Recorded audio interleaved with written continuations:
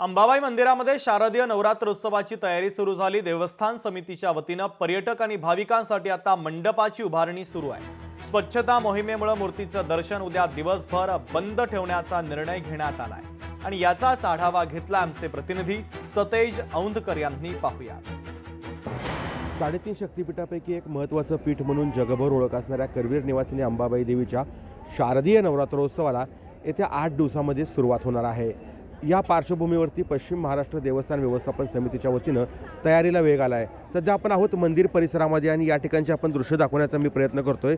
या ठिकाणी अंबाबाई मंदिराचे जे शिखर आहेत त्यांची रंगरंगोटी आहे ती आता जवळपास पूर्ण झाल्याचं आपल्याला पाहायला मिळते आणि त्यानंतर मंदिराचा जो बाहेरील परिसर आहे त्या ठिकाणी जे आहे ते आता मंडप टाकण्याचं काम आहे ते आता सुरुवात झालेली आहे।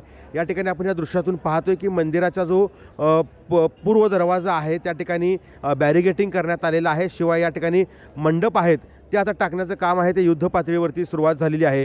खरं तर भाविकांना कुठलाही उन्हाचा त्रास होऊ नये किंवा पावसाचा त्रास होऊ नये यासाठी दर्शन रांग आहे ती आता वाढवण्यात आलेली आहे आणि ह्या दृश्याच्या माध्यमातून पाहतोय की साधारणतः 8 ते 10 लाख भाविक आहेत ते या 8 ते 9 दिवसामध्ये दर्शनासाठी अंबाबाईच्या येत असतात आणि याच पार्श्वभूमीवरती पश्चिम महाराष्ट्र देवस्थान व्यवस्थापन समितीच्या वतीनं ही जोरदार तयारी केल्याचं आपल्याला या ठिकाणी पाहायला मिळतंय।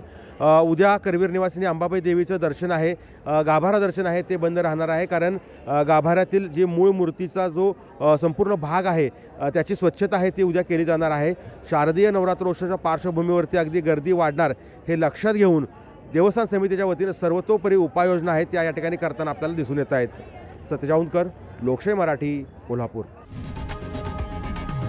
लोकशाही मराठी ऐका, पहा, जागरूक रहा।